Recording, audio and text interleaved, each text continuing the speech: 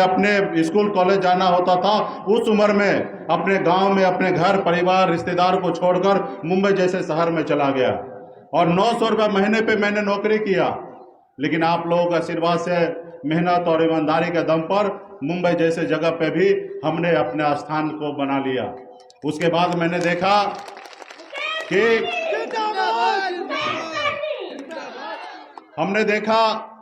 हम तो आगे निकल चुके हैं, लेकिन हमारा समाज बहुत पीछे है। और मैंने बिहार लौट के आया और अपने समाज के हक अधिकार के लिए लड़ाई लड़ा। और लड़ाई लड़ते लड़ते 4 साल हमने लड़ाई लड़ते लड़ते जमीन पे लाठी डंडा अनशन पे बैठा, हर चीज हमने किया। और हमें एहसास हो गया कि जो दूसरे नेता के पीछे घूमने से कुछ भी नहीं होगा। अपने हक अधिकार के लिए आपको संघर्ष करना पड़ेगा। जो काम आज मोदी जी को या नीतीश कुमार जी को कह रहे हैं करने के लिए, वो काम तो हम भी कर सकते हैं, सिर्फ उस जगह पे पहुंचने की आवश्यकता है। उस जगह पे पहुंचने के लिए कोई बहुत पैसे वाला नहीं चाहिए। इस देश में वो आजादी के बाद हमारे पास अधिकार मिला। पहले राजा के घर में बच्चा जन्म लेता था तो उसका बड़ा बेटा को राजा बनाया जाता था, लेकिन हमारे संविधान हमें दिया कि लोकतंत्र में जिसके पास ज्यादा संख्या होगा वही व्यक्ति राजा और महाराजा बनेगा। और हमारे वोट से दूसरे लोग राजा महाराजा बनते रहा और हम कहीं ना कहीं कुछ भी नहीं रहे। तो हमने 2018 में पार्टी बनाया, हमने संघर्ष किया, 19 में लड़ाई लड़ा, हारा, फिर लड़ाई लड़ा और 2020 तक हम लोग लड़ाई लड़के बिहार में कह सकते हैं कि एनडीए की सरकार है और वीआईपी पार्टी की सरकार है। आज बिहार में निषाद का बेटा मुख्यमंत्री नहीं बना, लेकिन निषाद का बेटा बिहार में मुख्यमंत्री बनाया। साथियों, आज वहां पे 4 विधायक है और आप सबको पता है कि बिहार में 4 पार्टी मिलकर सरकार चला रहे। एक पार्टी भी अगर सरकार से निकल जाएगा तो बिहार का सरकार गिर जाएगा। चाहे वो 74 वाला निकल जाए या 4 वाला निकल जाए तो भी सरकार को गिरना तय है। और ये क्यों हुआ, कैसे हुआ? क्योंकि बिहार के निषाद समाज के सभी उपजाति अपने पैर पे खड़ा हो गया, अपने हक अधिकार के लिए लड़ाई लड़ने लगा, संघर्ष करने लगा। और उसके बाद आपका पार्टी ने 4 विधायक बनाया। कहने के लिए तो आपको लगता रहेगा कि बहुत बड़ा असंभव वाला चीज है कि चुनाव लड़ना और सरकार बनाना, लेकिन बिहार में सिर्फ 2 साल में हमने पूरा कर लिया। 18 में पार्टी बनाया और बिहार में 2 साल में सत्ता में है और वो बिहार का सरकार वो आपका है। तो इसके लिए हम सबको लड़ाई लड़ना है। आज हम लोगों ने, हमारी लड़ाई एक ही है कि दिल्ली के सरकार से आरक्षण चाहिए और आरक्षण के लिए दिल्ली को सरकार को कहीं ना कहीं झुकाना है। आज आपने जिसको नेता बनाया उन्होंने कहीं ना कहीं अपने स्वार्थ के लिए बिक गया। लेकिन हमने डे 1 उत्तर प्रदेश में आए, हमने कहा कि आरक्षण नहीं तो गठबंधन नहीं और गठबंधन नहीं तो वोट नहीं। और उस बात पे मैं आज भी कायम हूँ। आज मैं तो बिहार में सरकार में है, उसके बावजूद भी मैं दिल्ली के सरकार से लड़ाई लड़ रहा हूँ। और आज आपका दुश्मन जो है वो दिल्ली में जो सरकार है, जो मोदी जी की सरकार है, वो आपके दुश्मन है, इसलिए आपकी आरक्षण नहीं कर पा रहा है। साथियों, तो इसके लिए हम सबको लड़ाई लड़ना है। आप मजबूती से अपने प्रत्याशी को जिताइए, लड़िए। आपको लगता होगा कि बड़े बड़े पार्टी है, लेकिन कुछ नहीं होता है। आप जागरूक हैं, हर एक व्यक्ति, हर एक निषाद का बेटा अपने आप को सनप मल्ला बनिए और हर बूथ पे पहुंच जाइए और हर बूथ पर कोशिश कीजिए कि हमें चुनाव जीतना है। सिर्फ विधानसभा नहीं, बूथ जीतने का काम कीजिए। एक बूथ पर कई प्रत्याशी होंगे, उस कई प्रत्याशी में उस बूथ पे सबसे ज्यादा वोट आपके प्रत्याशी को मिले, इसके लिए आप लड़ाई लड़िए। आप उनसे बोलिए कि आज तक, आजादी से लेकर अब तक हमारे लोग, हमारे पूर्वज आपको हमेशा चुनाव जिताते रहा और आपको आगे बढ़ाते रहा। इस बार हमारी बारी है, हमारे प्रत्याशी को जिताइए ताकि हमारे समाज के कल्याण हो। आज हम 4 भी विधायक जीत के आज बिहार का किंग मेकर हैं। उत्तर प्रदेश में भी हमें 403 सीट नहीं जीतना है। यहाँ पे 25 और 50 भी विधायक अगर जीत लेते हैं, जो प्रत्याशी को जिता लेते हैं, तो उत्तर प्रदेश का किंग मेकर बन सकते हैं। साथियों, और जब किंग मेकर बन सकते हैं तो आप बराबरी का आपका अधिकार होगा। आज बिहार में 2.25 लाख करोड़ का बजट बनता है और उस बजट बनने के समय में जब 4 पार्टी बैठता है तो 4 पार्टी में एक पार्टी जो आपका समाज का बेटा सनप मल्ला भी बैठता है और वो डिसीजन लेता है कि ये समाज के लिए करना है। आज बिहार में एक से एक योजना निषाद भाई के लिए, मछुआरा समाज के लिए, गरीब लोगों के लिए आज हम लोग कर रहे हैं। ये आज उत्तर प्रदेश में भी आप सरकार में रहेंगे तो आप कर सकते हैं। आज बिहार उत्तर प्रदेश में क्या है कि जितने भी तालाब है, जिसके पास ज्यादा पैसा उसको पट्टा दिया जाता है, गरीब लोगों को नहीं दिया जाता है। लेकिन बिहार में सरकार है, वो वहां पे सिर्फ गरीब मछुआरा समाज को पट्टा देता है और सरकारी रेट पे देता है। तो इसके लिए मान सम्मान अधिकार के लिए लड़ाई लड़ना है साथियों। आप लड़ेंगे, हारेंगे, फिर लड़ेंगे, फिर हारेंगे, फिर लड़ेंगे, एक न एक बार आप जीतेंगे और इसके लिए आपको संघर्ष करना पड़ेगा। हमने भी 2019 में लड़ा, हारा, 2019 में उपचुनाव लड़ा, हारा, लेकिन 2020 में हमने जीता।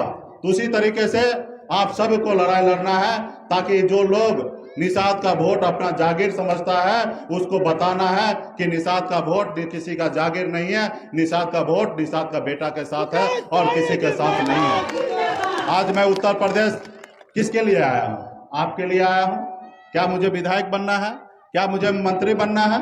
मैं ऑलरेडी बिहार में हूँ।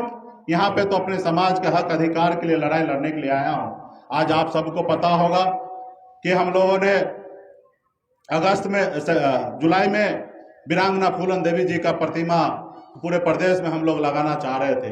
उनके जयंती पे हम लोगों ने, शहादत दिवस पे उनको हम लोगों ने माल्यार्पण करने का निर्णय लिया। देश दुनिया ने उनको माना कि महिला सिर्फ चूड़ी पहनना नहीं जानती है, उनके साथ अन्याय करोगे तो वो बदला लेना जानते हैं। पूरा दुनिया उनके सामने में सर झुकाया। आज वो निषाद का बेटी, हम लोग गर्व से मानते हैं कि हमारे बेटी है, अपनी बहन है, हमारी माता है और उनको हम मान सम्मान देना चाहते हैं। लेकिन उत्तर प्रदेश की सरकार ने क्या किया? पूरे प्रदेश में एक भी जगह आपके प्रतिमा पे माला तक चढ़ाने के लिए नहीं दिया। आज कहीं ना कहीं उनको अपमान नहीं किया। उत्तर प्रदेश के समाज, निषाद समाज के हर उपजाति को कहीं ना कहीं सरकार ने अपमान किया कि एक प्रतिमा पे अगर आपको माला चढ़ाने की इजाजत नहीं दिया तो आप समझ सकते हैं कि आपके साथ क्या कर सकता है। और आज तक आपको किसने क्या दे दिया। तो इसके लिए हम सबको मजबूती से अपने प्रत्याशी के ऊपर भरोसा जता के रमाकांत जी को जिताइए, ताकि आप लोग लड़ाई लड़के हम लोग लखनऊ तक पहुंचे, अपने समाज के हक अधिकार की बात कर सकते हैं। तो साथियों, आज लोग चांद पे पहुंच रहा है। आज देश के खजाना पे या राज्य के खजाना पे पहला अधिकार गरीब लोगों का होता है। लेकिन आपको लगता है कि आपका अधिकार मिल रहा है? आज आपके बच्चे को नौकरी मिल रहा है? नहीं मिल रहा है। आज कहीं ना कहीं बड़े बड़े उद्योगपति को फायदा देने का काम कर रहा है और आज समाज को कहीं ना कहीं गुलाम करने की जा रहा है। आज मोदी जी से कहेंगे सिर्फ 5 किलो चावल से क्या होना है? आज हमारे बच्चे को नौकरी चाहिए, हमारे बच्चे को शिक्षा चाहिए, और वो आज 5 किलो चावल बांट के चुनाव के समय में कहते हैं कि मोदी जी तो आपको 5 किलो चावल दे रहे हैं। अरे भैया, ये चावल आपका है, ये देश का जनता का चावल है, ये आपका नहीं है। आप जो काम कर रहे हैं उसके लिए भी तनख्वाह मिलता है। आज जो मुझे दायित्व मिला है, बिहार में मंत्री हूँ तो उसके लिए मुझे तनख्वाह मिल रहा है, और बिहार का मैं जो राज्य का मैं मंत्री हूं तो मैं राज्य का सेवा करने के लिए बैठा हूं, ना ही कि मैं मालिक हूं। आज कुछ लोग देश का सेवा करने के लिए, राज्य का सेवा करने के लिए उतरे हैं और वो अपने आप को देश का और राज्य का मालिक बन बैठे हैं। वो अपने आप को भगवान समझने लगे हैं। ऐसे लोगों को आने वाले समय में समझाना पड़ेगा साथियों। हर एक घर तक आप लोग पहुंचिए, संदेश लेके जाइए और अपने हक अधिकार के लिए लड़ाई लड़िए साथियों। आज लड़ाई लड़ते हैं, आप जीतते हैं तो लखनऊ में जाएंगे, नहीं जीतते हैं तो एक चीज तो सोच लीजिए कि जो आपका दुश्मन है उसको हराइए। आपका दुश्मन कौन है? भारतीय जनता पार्टी। दिल्ली में जिसकी सरकार है वो आपका दुश्मन है। अगर वो चाहेगा तो कल आपको आरक्षण लागू कर देगा। आपने देखा किसान भाई ने आंदोलन किया और किसान भाई के आंदोलन को देखा, 1 साल तक सरकार देखते रहा। जब उत्तर प्रदेश का चुनाव का समय आया तो उन्होंने किसान भाई से डरा और कृषि कानून वापस लिया। क्यों डरा? क्योंकि उसको पता था कि अगर कृषि कानून वापस नहीं लेंगे तो उत्तर प्रदेश से हमें कहीं ना कहीं खदेड़ा जाएगा। इसलिए उन्होंने कृषि कानून को वापस लिया। लेकिन निषाद से डरा? नहीं डरा। आपको लखनऊ में बुला के क्या किया कि हम आरक्षण लागू करेंगे, और आरक्षण का और तक नहीं बोला गया और आपके साथ अपमान किया। आज अगर हम उत्तर प्रदेश में चुनाव हरा देते हैं 2022 में तो 2024 का चुनाव होगा। मोदी जी को भी पता है कि देश में अगर एक दो राज्य में चुनाव हार जाएंगे तो कोई फर्क नहीं गिरता है, लेकिन जब दिल्ली का बारी आएगा 2024 में, तब तक आप लोग संगठन अपने लोगों को जागरूक कर लेंगे, मजबूत कर लेंगे। और अभी अगर हरा देते हैं तो उनको एहसास हो जाएगा कि जब 2022 में निषाद समाज हमें हराया है तो 2024 में भी हराएंगे। और जब हराने का समय आएगा तो आपका 24 से पहले 2024 से पहले आपका समाज का आरक्षण लागू करेगा। आप बताइए कि मैं जो मांग कर रहा हूं नाजायज है? हमारी मांग जायज है।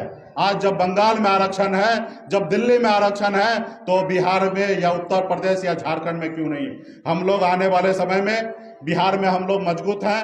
आप लोगों से आज लोग दोस्ती करने के लिए आए हैं, क्योंकि जब दिल्ली पे चढ़ाई करना होगा तो आपका सहयोग की आवश्यकता गिरेगा। और जब आप साथ होंगे, जब झारखंड हमारे साथ हो गए, तब निश्चित तौर पे 2024 में दिल्ली को सरकार को झुकाएंगे और अपने समाज के हक अधिकार के लिए लड़ाई लड़कर आरक्षण लागू कर लेंगे। तो इसलिए हमारी लड़ाई 24 का है साथियों।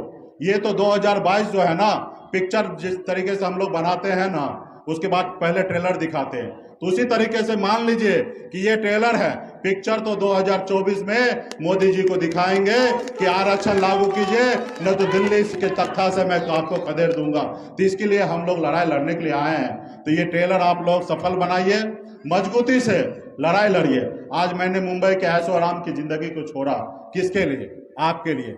आज हम बिहार में सरकार में रहने के बावजूद भी एनडीए से दूर होकर अपने समाज के हक अधिकार के लिए लड़ाई लड़ रहे हैं। किसके लिए? आपके लिए। और आज आपने उत्तर प्रदेश में आपने खून पसीना बहाकर निषाद पार्टी को आपने जन्म दिया, उसको आगे बढ़ाया। उन्होंने क्या किया?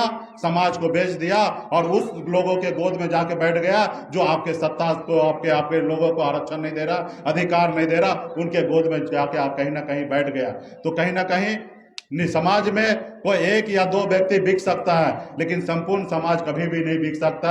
आज हम लोगों को मौका मिला है, मजबूती से अपने प्रत्याशी के लिए मतदान कराए और हर एक निषाद का बेटा का वोट आपके प्रत्याशी को वोट आ जाए, ताकि उनको समझ में आ जाएगा कि निषाद हमसे दूर हो गया और 2024 में आरक्षण लागू करेगा।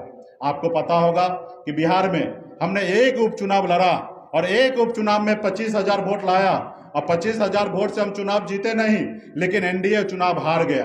और जब एनडीए चुनाव हार गया, तब 2020 का जब चुनाव हो रहा था, उनको एहसास था कि मुकेश सहनी अगर पूरे बिहार में 243 सीट पर अगर चुनाव लड़ जाएगा तो बिहार में एनडीए सरकार खत्म हो जाएगा और यहाँ पे हमारी सरकार दूर हो जाएगा।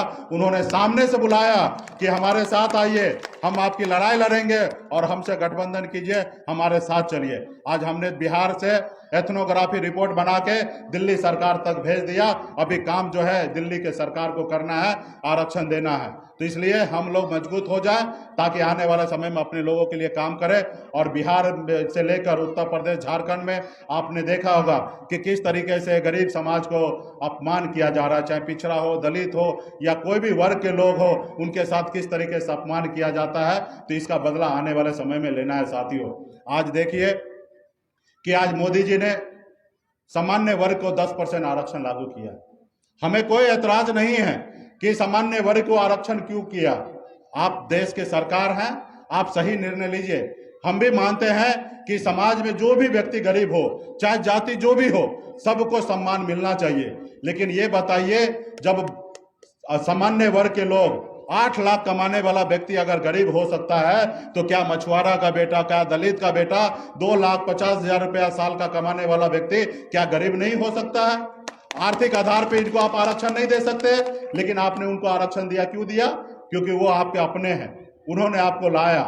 लेकिन निषाद का आप वोट लेकर कहीं ना कहीं उनको आज अपमान कर रहे हैं। हमारी लड़ाई है कि देश में खजाना है, उस खजाना में सबसे पहला अधिकार गरीब का होना चाहिए, चाहे वो जिस भी जाति धर्म का हो। लेकिन यहाँ पे पक्षपात नहीं होना चाहिए। आज दिल्ली का जो सरकार है वो पक्षपात कर रहा है। आज हम लोगों से कहीं ना कहीं हमारा अधिकार को छीनकर दूसरे को देने का काम कर रहा है। इसलिए जब तक आप सत्ता में, पावर में नहीं आएंगे, तब तक आपका कल्याण नहीं होगा। आप दूसरे से सीखिए। आज देखिए, मुलायम सिंह यादव जी ने सत्ता में आया, पावर में आया, किस तरीके से अपने समाज के लोगों को आगे बढ़ाया, किस तरीके से बहन मायावती सत्ता में आए, किस तरीके से अपने समाज को आगे बढ़ाएं। चाहे बिहार में लालू प्रसाद यादव ले लीजिए या हमारे श्री रामविलास पासवान जी ले लीजिए, जब भी वो सत्ता में आए, पावर में आए, अपने लोगों के लिए काम किए। आज मैं भी सत्ता पावर में बिहार में आया हूँ। आज मैं घूम घूम कर अपने समाज के हक अधिकार के लिए लड़ाई लड़ रहा हूँ। आज उसके लिए काम कर रहा हूँ, क्योंकि मैं आपका बेटा, आपका समाज का बेटा हूँ, इसलिए लड़ाई लड़ रहा हूँ। आज अगर मैं आपका अपना नहीं होता तो शायद आपके लिए लड़ाई नहीं लड़ता। आज अगर आपका अपना नहीं रहता तो मुंबई जैसे शहर को छोड़कर आपके बीच में नहीं आता। तो आज मैं आपका अपना हूं। आज निषाद समाज मेरा जात नहीं है, मेरा परिवार है पूरे हिंदुस्तान का, और इसी नीति से मैं काम करता हूं। आज निश्चित तौर पे ये पार्टी तो किसी एक जाति का नहीं होता, हर जाति धर्म का होता है ये पार्टी। लेकिन आज दायित्व है हर एक निषाद का बेटा को अपने आप को सरफ मल्ला और बनकर और कंधे पे भार उठाकर हर गांव में अपने लोगों के बीच में जाकर, हर समाज के बीच में जाकर हाथ जोड़े और अपने समाज के लिए वोट मांगिए और यहाँ पे चुनाव जीतिए। अपने लोगों को लखनऊ तक भेजिए। और एक चीज और याद रखिए कि लखनऊ तो पहुंचना ही पहुंचना है, उसके साथ साथ आपके दुश्मन है। बहुत ऐसे सीट है जहां पे हम चुनाव नहीं लड़ रहे, हम 100 के आसपास सीट पे चुनाव लड़ रहे हैं, लेकिन 300 सीट पर चुनाव नहीं लड़ रहे। वहां पे भी संदेश पहुंचाइए कि एक एक वोट, खास करके भारतीय जनता पार्टी को जो हराएगा उनको वोट दीजिए। ऐसा करिए ताकि हर एक जगह पे खास करके भारतीय जनता पार्टी को चुनाव हराइए, तब जाके 2024 में आपके लिए दिल्ली की सरकार रास्ता खोलेगा, आपके समाज के लिए आरक्षण करेगा। इसलिए साथियों, आप सभी को बहुत बहुत धन्यवाद। एक आशा विश्वास के साथ बिहार से आपके उत्तर प्रदेश के धरती पर मैं पहुंचा हूं और आपके हक अधिकार के लिए लड़ाई लड़ रहा हूं। यहाँ के प्रत्याशी क्या कर रहे हैं हमारे, उसके लिए आप लोगों को आप पता है कि आपके प्रत्याशी गरीब है। आप लोगों को अपने घर से, अपने खर्चे से अपने लोगों के बीच में जाना पड़ेगा और उनके जिताने के लिए मेहनत करना पड़ेगा।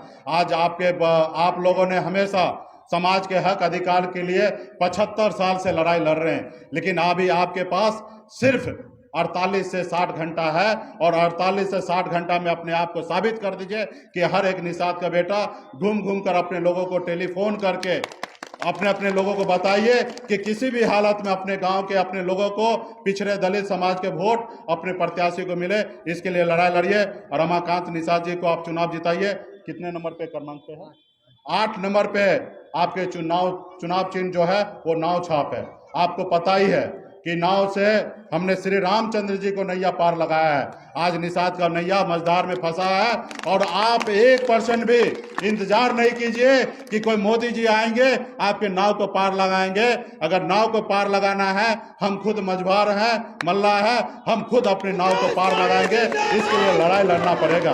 तो अगर आप सबका सहमति हो तो आपके प्रत्याशी को मैं जीत का माला पहनाऊं।